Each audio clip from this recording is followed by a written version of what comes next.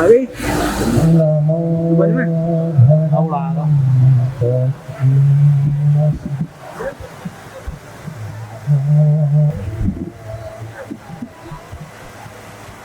सम्मानीय विद्वद्गण, इस सभा में उपस्थित आचार्य श्री अमित जी, जो आज के यज्ञ के ब्रह्मा थे, गुरुकुल लाक्षागृह बरनावा के आप पधारे हैं। यहाँ पर संचालन कर रहे भाई श्री रविंद्र तोमर जी, श्री योगेश सोलंकी जी, और अपनी कोर टीम के जो सदस्य यहाँ पर उपस्थित हैं, भाई देवेंद्र जी, भाई विजेश तोमर जी, भाई युद्धवीर जी, भाई स्वप्निल जी, भाई संजय, और यहाँ पर पधारे अलीगढ़ से पूर्व विधायक श्री महेंद्र सिंह जी और उनकी टीम, और उनके साथ में जाटव समाज से पधारे हुए श्रीमान शेर सिंह जी। उन्होंने सनातनी एकता के लिए बहुत अच्छी बात कही। और सबसे अंत में अभी जो हमारे जिन्होंने ऊर्जा का संचार किया, ऐसे अपने श्रीमान रविंद्र कालखंडे जी, और भी बहुत सारे नाम है अपनी टीम में, हो सकता है वो रह गया हो, तो उन सभी का संबोधन। बैठे हैं माताएं बहनें, उनके चरणों में नमन करता हूँ।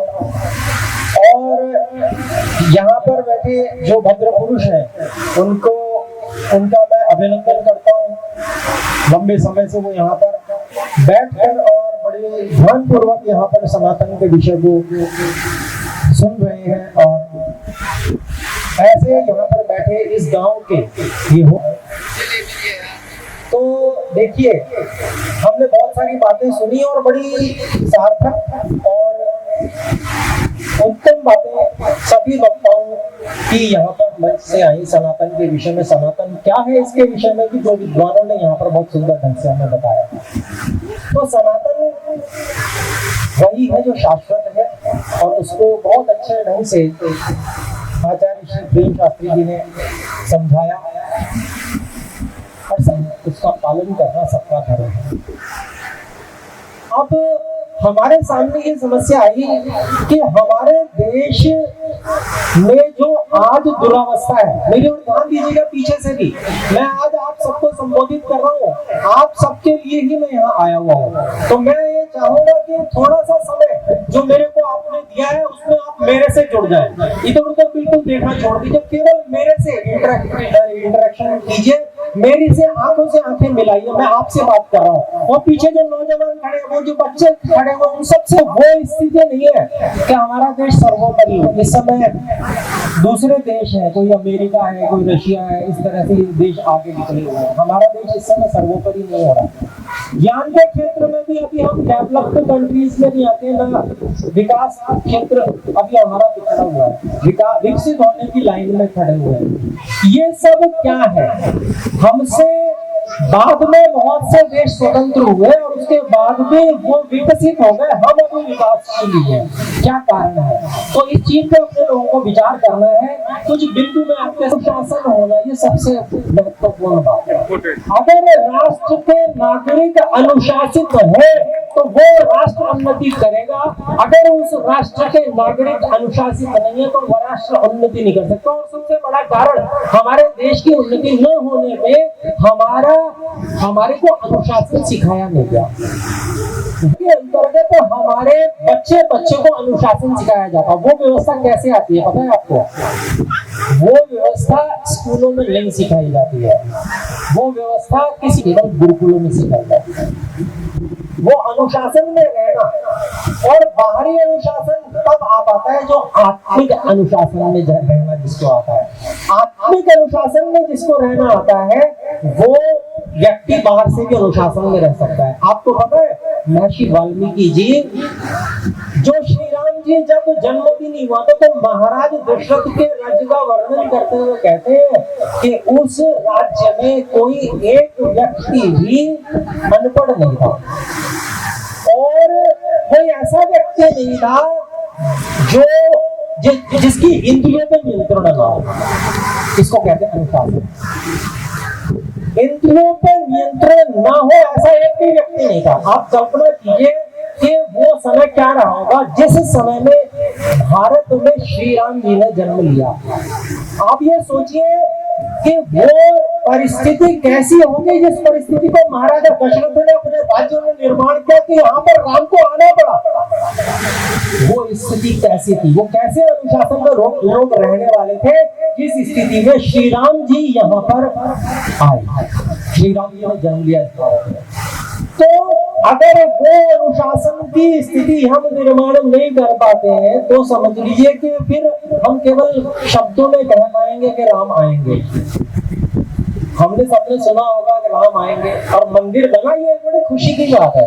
मैं अंदर से मेरे एकदम से प्रसन्न था उस दिन जो तारीख थी, उस दिन सारे देश में और भंडारे कर रहे थे, सब लोग इतने आनंदित थे और वो वास्तव में आनंद का क्षण था। लेकिन वास्तविक आनंद तब होगा जब हमारे देश में हम उस स्थिति का निर्माण कर लेंगे कि जिसमें वास्तव में राम आ जाए, अर्थात तो वैसे महापुरुष का जन्म हो जैसे विश्वगुरु के सिंहासन पे। गुरुकुली शिक्षा प्रणाली, हमारे जो गुरुकुल शिक्षा प्रणाली है उसमें कोई विज्ञापन कोई बना ही नहीं।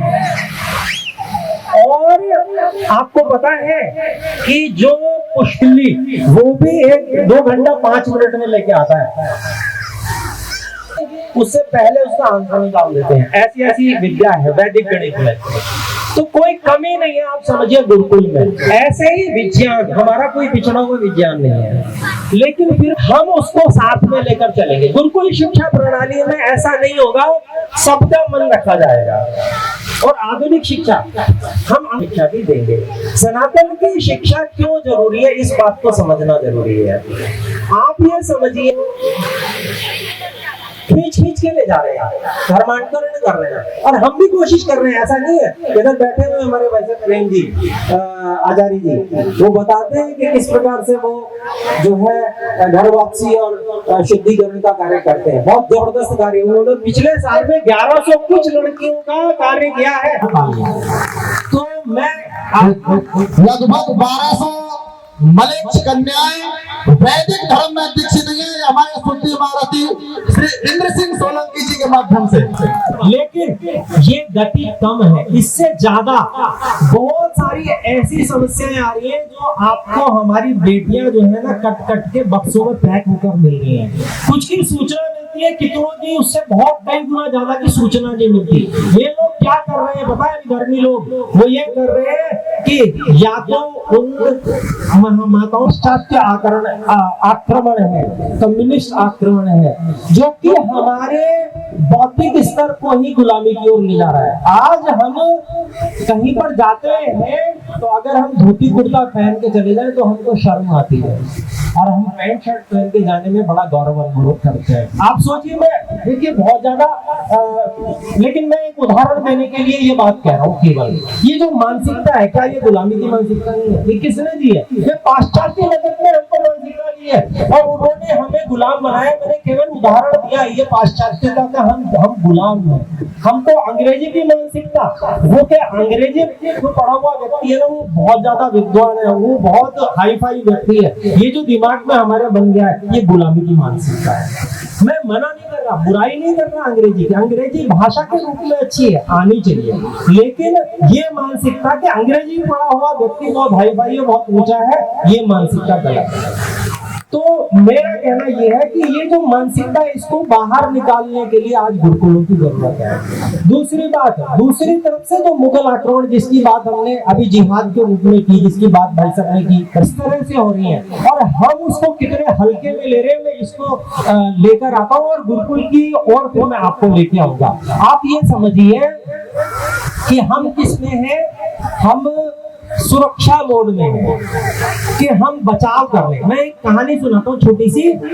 एक हम शाखा में घुसता था और एक किसी को गोले से पकड़ के खींच के बाहर निकाल देता था, तो वो उस गोले से बाहर आ जाता था, तो समझ लो शेर ने उसको खा लिया।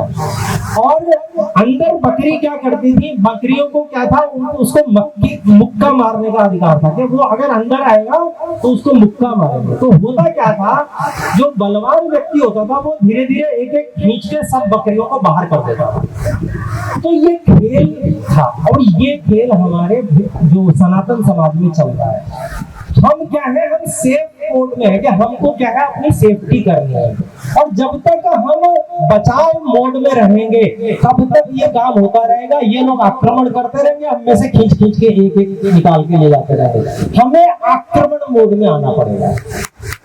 आप इस बात को समझिए कि विधर्मी अगर हम पर आक्रमण कर रहे हैं तो हम वो कहते हैं कि तुम हमारी एक लड़की को भगाओगे तो हम तुम्हारी 5 को भगाएंगे। आप इस बात को याद कीजिए योगी जी की कि हम छोड़ेंगे नहीं। और आप सोचिए, पाकिस्तान हमारा शत्रु देश है, ये आपको समझ में आता है। पाकिस्तान आपका शत्रु देश है, ये आपको समझ में आता है। और आपको ये क्यों नहीं समझ में आता कि आपके पड़ोस में रहने वाला जो पाकिस्तान जिंदाबाद का नारा लगाता है वो भी आपका शत्रु है, ये आपको समझ में क्यों नहीं आता? आपको ये नहीं समझ रहे कि शत्रु केवल सीमा के पार ही नहीं है, सीमा के अंदर सारे जो है उसको शत्रु की दृष्टि से देखो। शत्रु को मित्र की दृष्टि से मत देखो भाई। अगर शत्रु को मित्र की दृष्टि से देखोगे वो आपको इतनी हानि पहुंचाएगा कि आप संभल नहीं पाओगे। इसलिए देखना सीखो, दृष्टि सीखो और अपने बच्चों को ये दृष्टि दो। मैं आज आपको ये आह्वान कर रहा हूँ, ये दृष्टि सिखाओ अपने बच्चों को। जो शत्रु है उसको शत्रु के रूप में पहचानना सीखो। अगर आप उसको उस रूप में पहचानवाओगे नहीं बच्चों को, तो बच्चे आपको समाज में जो ऐसी लहर, आपको आपके घर में आके आपसे क्वेश्चन पूछेंगे कि भाई ये तो सब अच्छे लोग हैं, सब अच्छा व्यवहार करते हैं, इनसे हम क्यों ऐसा सोच रहे हैं इनके बारे में। परंतु उनकी छुपी हुई नीति, और जब गलत होता है हमारे साथ में तो वो उसका कोई विरोध नहीं करते। इस बात को आप क्यों नहीं बताते हैं? आप ये बताइए कि वहां पर जो कन्हैया लाल काटा गया, मार दिया गया, क्या किसी विधर्मी ने उसका विरोध किया? जिसको आप अपना भाई कहते हो, किसी ने विरोध किया उसका? जरा बताइए। कोई एक व्यक्ति था, कोई एक व्यक्ति गिनाओ, एक भी व्यक्ति नहीं मिलेगा जो उसका विरोध करे। नूपुर शर्मा का केस था, उसके सर चंद से जुदा वाला नारा लगा दिया गया। आप ये बताइए, क्या वहां पर उसका विरोध करने वाला कोई, जिसको आप भाईचारे के लिए विधर्मी को कहते हो, क्या कोई था? नहीं था। मेरा कहना यह है कि वो लोग अपने कार्य में जागरूक हैं। वो कैसे जागरूक हैं? उनके बच्चे उनके धार्मिक संस्था में उनकी जो भी भाषा है उसको पढ़ते हैं। हमारे बच्चे संस्कृत पढ़ते हैं क्या? उनका जो धार्मिक कार्यक्रम चलता है उसमें भी भेजते हैं। क्या हम भेजते हैं धार्मिक कार्यक्रम में अपने बच्चों को? बताइए कितने लोग हैं जो संस्कृत सिखा रहे हैं अपने बच्चों को? हाथ खड़ा करते हैं। क्रांति नाम से हम एक संगठन चला रहे हैं जिसमें हम क्लासेस लगाते हैं, और मोबाइल सबके पास है। जिनके पास मोबाइल है हाथ खड़ा करके बताइए। सबके पास मोबाइल है आज, और उससे आप इंटरनेट चलाते हैं, उसके माध्यम से आप संस्कृत, श्रीमद् भगवद गीता, वाल्मीकि रामायण, विदुर नीति इत्यादि, ये सब अपने जो उत्तम ग्रंथ हैं संस्कृत में है, इनको आप सीख सकते हैं, अपने बच्चों को सिखा सकते हैं। दूसरी बात, गुरुकुल की आवश्यकता क्यों है? हम वैसे ही बकरी की तरह नहीं है जिसको कोई भी खींच खींच के ले जा रहा है, अपने धर्म में परिवर्तित कर रहा है। बताइए इस तरह का स्थिति है या नहीं है? तो हम कब इससे बाहर निकलेंगे बताइए? तो हमने एक कार्यक्रम शुरू किया, मैं भी गुरुकुल खुल सकता है, लेकिन गुरुकुल खुलेगा कैसे? गुरुकुल खोलने के लिए एक कोई विद्वान आ जाएगा और वो आपके बच्चों को पढ़ाने लगेगा, तो ऐसा केवल हो जाए तो इतने से काम चलने वाला नहीं है। आप यहाँ पर आचार्य जी बैठे हुए गुरुकुल के, जिन्होंने प्रवचन भी दिया, उनसे पूछिएगा कि गुरुकुल एक चलाने में कितनी एड़ी से चोटी तक का जोर लगता है। गुरुकुल चलाना कोई सामान्य काम नहीं है। हमने एक व्यवस्था दी, हमने एक विचार दिया सब लोगों को, ध्यान दीजिए कि आप गुरुकुल चला सकते हैं, खुद चला सकते हैं। अगर आपको जरूरत महसूस होती है तो आपको खुद पुरुषार्थ करना पड़ेगा। क्या पुरुषार्थ करना पड़ेगा? पहले तो आप इसके लिए तैयार हो कि हमारे बच्चों को गुरुकुल की जरूरत है, हमारे बच्चों को अपनी सनातन संस्कृति के बारे में जानने की जरूरत है, और उसके बाद में आप ऑनलाइन क्लासेस में जुड़ जाओ। आपके पास में 24 घंटे हैं। 24 घंटे में से आप ये सोचो कि 24 घंटे वाले काम हमको समेट के 23 घंटे में करना है। बताओ इतना तो कर सकते हैं या नहीं? 1 घंटा निकाल सकते हैं अगर हम चाहें। कितना समय बर्बाद कर देते हैं, बताइए। समय बर्बाद होता है या नहीं? कोई ऐसा है जो बिल्कुल समय बर्बाद ना होता हो, और वो भी निःशुल्क? अगर ये चाहते हैं तो मैं आपको उपाय बता रहा हूँ। आप जितने परिवार यहाँ बैठे हैं, इतने परिवार, मान लो 100 परिवार हैं यहाँ पर, 100 परिवार ये संकल्प करें कि आगे आने वाले समय में गुरुकुल के बारे में हम और 5-5 परिवारों को कन्विंस करेंगे, उनको बताएंगे कि देखो गुरुकुल शिक्षा बड़ी जरूरी है। तो क्या है, ऐसे हम 500 परिवारों का एक समूह तैयार करें जिनको ये लगता है कि गुरुकुल की जरूरत है। और जब 500 परिवार हो जाएंगे तो अभी भी हम क्या अपने बच्चों को घर में खिला पिला रहे हैं? हो जाएगा। तो क्या हम उसको शुल्क देना कहेंगे? बताइए भाई। हम अभी भी तो अपने घर में बच्चों को रख रहे हैं, पढ़ा लिखा रहे हैं, पैसा खर्च कर रहे हैं, नहीं कर रहे हैं? वो क्या हम अपने बच्चों पे खर्च करना वो हमारे लिए भार नहीं है? वो भार तो रक्षा के लिए हम लोगों को कटिबद्ध हो जाना है। इतना कहते विराम। तालियों के साथ आचार्य जी का जोरदार स्वागत किए।